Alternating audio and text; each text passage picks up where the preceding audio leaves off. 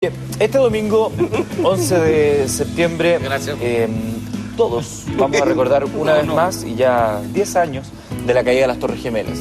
Uno de los hitos que marcó un antes y un después en la historia reciente de la humanidad, lo que ha generado estas irrupciones de eje del mal, armas de destrucción masiva, lo que decía recién Felipe, los buenos y los malos, cambió el eje de quién eran los malos, dejaron de ser los alemanes y los japoneses, ahora aparecieron los terroristas musulmanes, en fin. Un hecho que va a quedar registrado en los libros de historia como un punto de inflexión, no sé si para bien o para mal, pero sin duda que el mundo no ha sido más seguro después de eso, como nos trataron de hacer ver las autoridades norteamericanas. A raíz de esto se ha desclasificado un audio recientemente entre la torre de control, los pilotos y también están las autoridades militares, una azafata que demuestra la situación que se supone pasó en uno de los aviones secuestrados y lo indefenso que estaba Estados Unidos en ese momento ante esta posibilidad de ser atacados por los terroristas. Escuchemos justamente ese audio.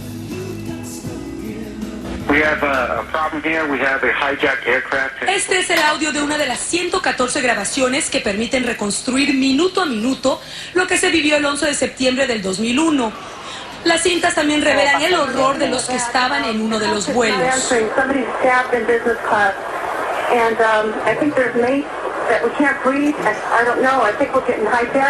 Esta grabación proviene del vuelo 11 de American Airlines y se escucha cuando el terrorista Mohamed Atta hace una advertencia a la tripulación.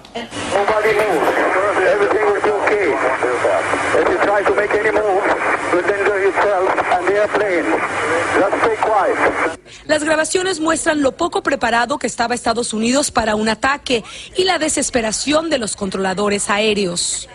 Is he descending for the building also? He's descending really quick too, yeah. Well, that's 4,500 feet now. He just dropped 800 feet in like one sweep. That's another situation. Another one just hit the building. Wow. Ciertamente, de acuerdo a la versión oficial de lo que sucedió, ya Juan Andrés seguramente tiene algo que agregar, y de acuerdo a lo que se acaba de escuchar en este audio desclasificado, no estaban preparados para nada, situación que parece incomprensible, un país que evidentemente es el foco de atención. Yo creo que, bueno, nadie pensó alguna vez que iban a utilizar un avión para atacar a nadie. A propósito de lo mismo, perdón, Sanfate, pero sinteticemos. Dos posibilidades. Una que sea cierto, otra que no. Si fue cierto, le metieron el dedo hasta, o sea, y se lo metieron por todos lados. ¿Por qué?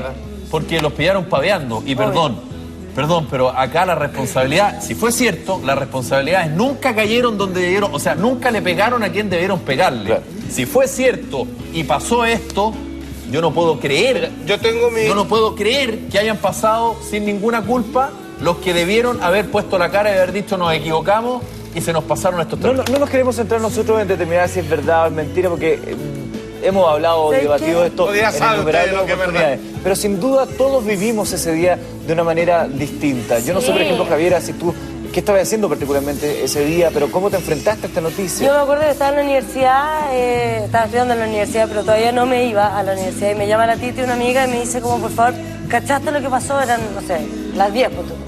Y yo no había aprendido la tele, estaba duchándome, qué sé yo. Se cayeron las Torres Gemelas, y dije, ¿pero cómo? ¿Qué onda, cachai? Pero prende la tele y veo estas imágenes donde la imagen que obviamente uno si habla de las Torres Gemelas es la primera que se te viene a la cabeza, que es la del primer avión que impacta una de las torres y luego la segunda.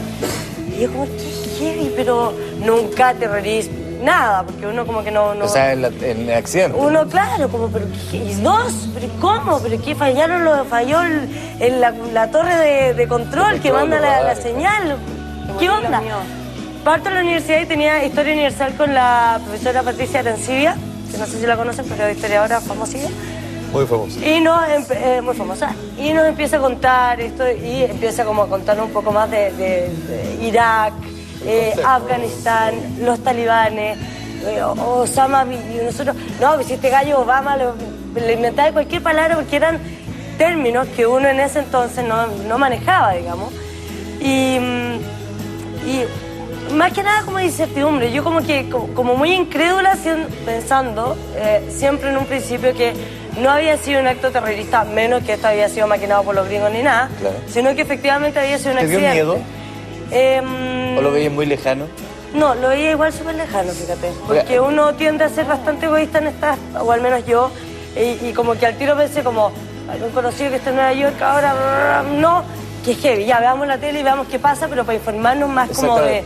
Porque había la incertidumbre. Pero daba pena cuando yo entre aquellos que empezaron a sentir miedo, otros que empezaron a preocuparse por sus conocidos y otros que temían que esto fuera el principio de algo más grande, que en esta primera instancia, entre la información del accidente y no, era una mezcla. ¿Tú, Felipe, estabas trabajando? Sí, yo en esa época tenía turno de noche acá en el canal, había un noticiario de cierre, yo era el conductor y el editor y por lo tanto entraba un poco más tarde al canal. Y me acuerdo que a eso de las 9 de la mañana, no tengo idea, prendo la tele, típico, como veo un chavo, estoy vistiendo y veo el primer despacho de la televisión abierta chilena, digamos, de otro canal nuestro, de Chile, y veo el incendio de la primera torre y el relato de que aparentemente hubo un accidente, en fin. Y veo en vivo el segundo impacto, que dicho sea paso es lo que evidentemente los terroristas, vuelvo al punto, si fue cierto, buscaban. Es decir, que todos o un porcentaje importante de la población viera el segundo impacto. ¿Qué sentiste cuando viste eso? Yo, de verdad... Más allá del periodista, digamos, de la persona. Yo sentí mucha angustia y lo primero que hice fue ir a un cajón que tenía, porque yo en noviembre del año anterior había ido a Nueva York. Y de las cosas que más me había encargado y preocupado de sacar fotos, de subir, abajo, de lado, en el bar y no sé qué, había sido las Torres Gemelas. Crucé a New Jersey, había unos amigos en New Jersey, entonces hice todo el tema y saqué fotos, pero como nunca, no soy pésimo para las fotos, pero saqué fotos como nunca. Y lo primero que hice fue a buscar esa foto, agarrar esa foto y dejarlas como aparte, cosa que nadie las fuera, digamos, a tomar ni nada.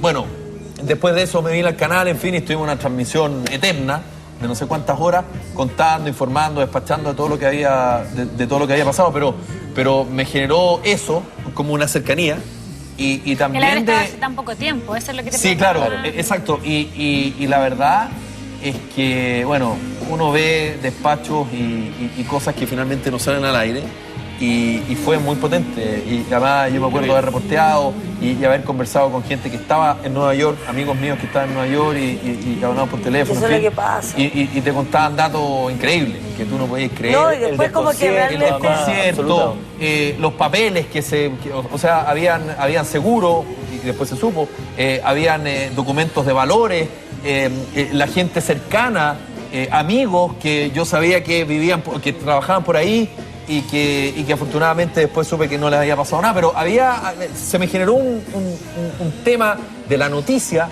del impacto, de lo que significa, lo que tú muy bien decías, la proyección, que cresta pasa de aquí en adelante, claro. Y también algo con lo que me había pasado hace poquito y con estos amigos que, como te digo, vivían en Nueva York. Antes de entrar al programa, algo conversamos con la Javier y tú me decías que para ti fue miedo. Que para mí fue terrible porque yo estaba en el colegio.